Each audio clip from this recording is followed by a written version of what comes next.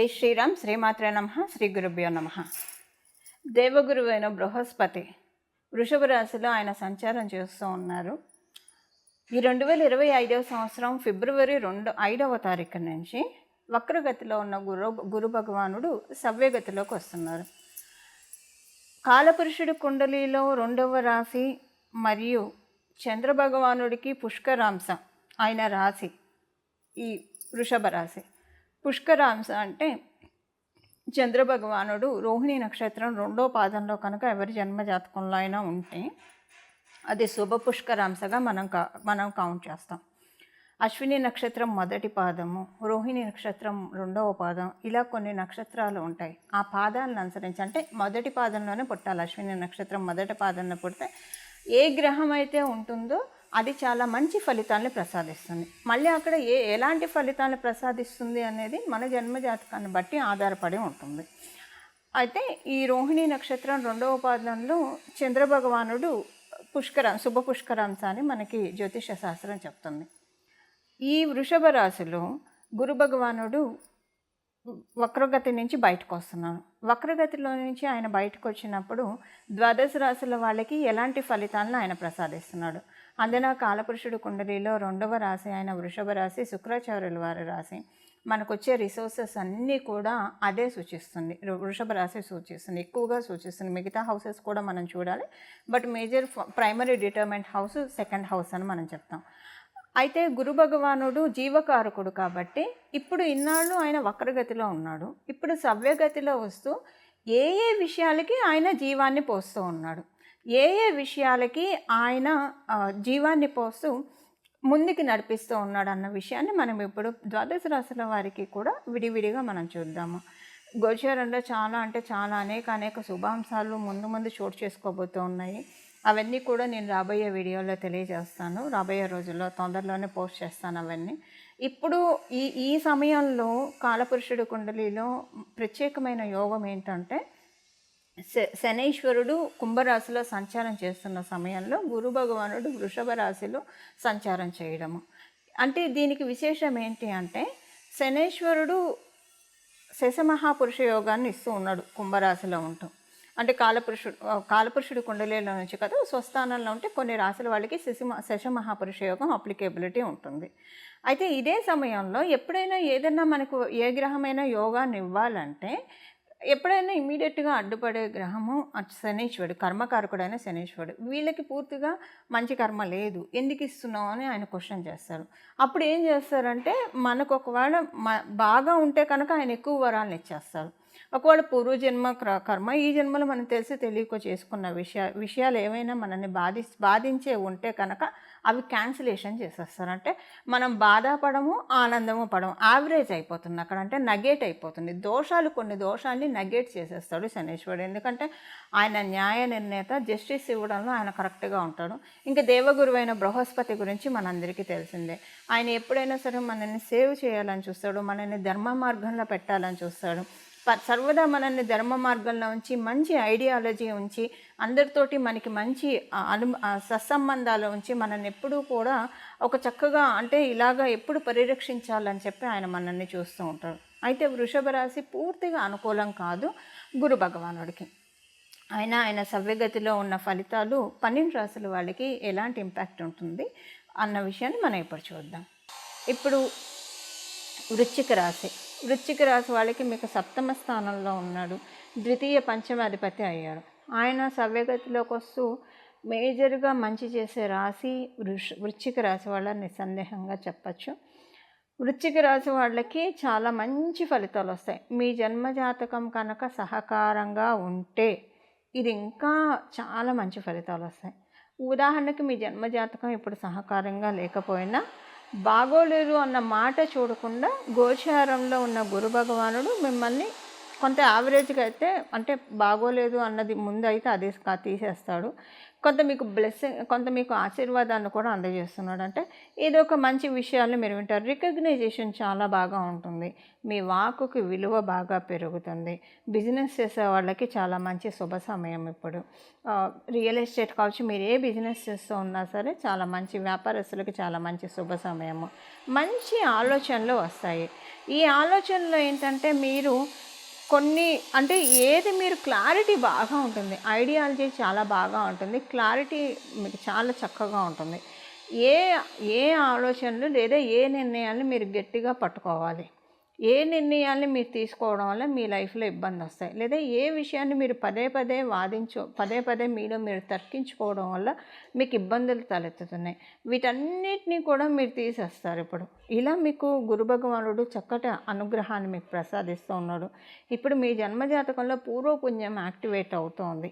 So ఇది చాలా మంచి శుభ సమయము వృశ్చిక రాశిలో పుట్టిన వాళ్ళకి. గురు భగవానుడు సవ్యగతిలోకి వచ్చినప్పుడు ఇచ్చే ఫలితాలను ఇప్పటిదాకా మనం చూసాము. ద్వాదశ రాశుల వాళ్ళు చేసుకోవాల్సిన పరిహారం ఏంటి అంటే ఏ స్తోత్రం చదువుకోవడం వల్ల గురు భగవానుడు ఇప్పుడు 12 ఏళ్ళు గురు భగవానుడు ఈ సవ్యగతి ఇంకా బాగా మీ జన్మజాతకంలో గురుబలం ఉన్నా లేకపోయినా కూడా మీరు చక్కగా తీసుకోవచ్చు. ఈ విషయాన్ని మనం ఇప్పుడు ఒకసారి చూద్దాము. ఇది మనకి స్వామి గురు భగవానుడు అంటేనే గురుమూర్తి, మనందరికీ తెలుసు. ఆయన ఉన్నది శుక్ర రాశిలో కాబట్టి అమ్మవారిని మనం ఆరాధించాలి. అమ్మవారిని గురుమూర్తి రూపంలో ఆరాధించాలి. ఆ నామాలు ఏంటి ఇప్పుడు మనం చూద్దాం. అంటే అమ్మవారిని గురు రూపంలో మనం ఆరాధించాలి. ఇప్పుడు శుక్ర భగవానుడు అంటేనే అమ్మవారు. అందువల్ల మనకి జన్మజాతకంలో శుక్ర భగవానుడు ఎక్కడైతే ఉంటాడో అక్కడ సీతమ్మవారు కూర్చుందనో, శ్రీ మహాలక్ష్మి అమ్మవారు కూర్చుందనో, మన పెద్దలు అంటే జ్యోతిష శాస్త్రాన్ని బాగా కాచి వడపోసిన పెద్దల దగ్గర మనం నేర్చుకుంటే కనుక వాళ్ళు మనకు అలానే టీచ్ చేస్తారు. ఇక్కడ శుక్ర భగవానుడు అని వాళ్ళు చెప్పరు, ఇక్కడ సీతమ్మవారు కూర్చుంది, ఇక్కడ శ్రీ మహాలక్ష్మి అమ్మవారు కూర్చుంది ఈ చార్ట్లో అంటే ఈ ప్లేస్లో అని చెప్తారు. అలాగే 12వ స్థానానికి వచ్చేసరికి వాళ్ళు ఏం చెప్తారంటే 12వ స్థానం అంటే సహజంగా లాసెస్, వ్యయము, ఖర్చు ఇలా రకరకాలుగా ఉంటాయి. అందులో కూడా చాలా మంచి విషయాలు ఉంటాయి. గిఫ్ట్ డీడ్స్ ఉంటాయి 12వ స్థానం నుంచి గిఫ్ట్ డీడ్స్. ఇప్పుడు ఎందుకు నేను 12వ స్థానాన్ని ప్రత్యేకంగా తీసుకున్నాను అన్న అంశాన్ని నేను మీకు చెప్తాను. 12వ స్థానం గిఫ్ట్ డీడ్స్, అలాగే 12వ స్థానం మన ఫారెన్ ట్రావెల్స్ని సూచిస్తుంది, అలాగే ఎక్స్పోర్ట్ అండ్ ఇంపోర్ట్స్ని సూచిస్తుంది 12వ స్థానము. ఇంకా మేజర్గా మనకి అంటే జ్యోతిష శాస్త్రాన్ని ఎవరైతే అమ్మవారి ఉపాసన అంటే బాగా తపస్సులాగా తీసుకుంటారో వాళ్ళు ప్రతి ఒక్క హౌస్ను కూడా బ్యూటిఫుల్గా చూస్తారు. సో వాళ్ళు ఏం చెప్తారంటే పెద్దలు, ఇప్పుడు అంటే నేను చెప్పేది చాలా కాలం క్రితం పెద్దలు మనకి ఎలా చెప్తారంటే, మనకి టీచ్ చేసేది వాళ్ళు ఎలా చేస్తారంటే, బాగా వయోవృద్ధుల దగ్గర మనం నేర్చుకుంటే వాళ్ళు టీచ్ చేసే పద్ధతి ఎలా ఉంటుందంటే 12వ స్థానం అంటే అమ్మ ఒడి అని చెప్తుంది. ఎప్పుడైనా సరే ఒక పసిబిడ్డడు తల్లి ఒడిలోనే ప్రశాంతంగా పడుకుంటారు. తల్లి ఒడి అంటే ఏంటంటే మన అమ్మ ఒడి కావచ్చు, లేదా జగన్మాత యొక్క ఒడి, తల్లి ఒడి. ఇప్పుడు ఇది ఎంత ఎందుకు చెప్తున్నానంటే మనకి కాలపురుషుడి కుండలిలో 12వ స్థానానికి అధిపతి గురు భగవానుడు. 12వ స్థానానికి అధిపతి గురు భగవానుడు. ఇన్ని విశేషాంశాలు కూడుకున్న గురు భగవానుడు మనం ఇప్పుడు ఈ నామాన్ని జపించడం వల్ల అమ్మవారికి సంబంధించిన ఇప్పుడు మనం తెలుసుకోబోయే ఈ నామాన్ని జపించడం వల్ల అంటే గురు భగవానుడిని మనం అమ్మవారు గురు రూపంలో వస్తే ఎలా ఆరాధిస్తామో అలా ఆరాధించడం వల్ల ఇందులో ఒకటి మనం సరస్వతి అమ్మవారి పూజ చేసుకోవచ్చు ప్రతిరోజు, లేదా గాయత్రి అమ్మవారి మగవాళ్ళైతే గాయత్రి మంత్రాన్ని జపించడం కావచ్చు, లేదా అష్టోత్తర శతనామావళి గాయత్రి అమ్మవారి అష్టోత్తర శతనామావళి చదవడం, లేదంటే ఇప్పుడు మనం తెలుసుకోబోయే ఈ నామాన్ని జపించడం వల్ల దీనివల్ల ఏమవుతుందంటే మనకి వ్యయస్థానం కనుక ఇప్పుడు మనకు ఒక మంచి అవకాశము. అంటే వ్యయస్థానం అంటే మీనరాశి, కాలపురుషుడు కుండలిలో నేను చెప్పేది వ్యయస్థానం కాలపురుషుడు కుండలిలో మీనరాశి. ఎవరి జన్మ జాతకంలో వ్యయస్థానం బాగోలేదు కాలపురుషుడు కుండలిలో నుంచి, అలాగే వాళ్ళది కూడా ఇప్పుడు మనం చేసే ఈ నామాల వల్ల 2 సెట్ అయిపోతాయి.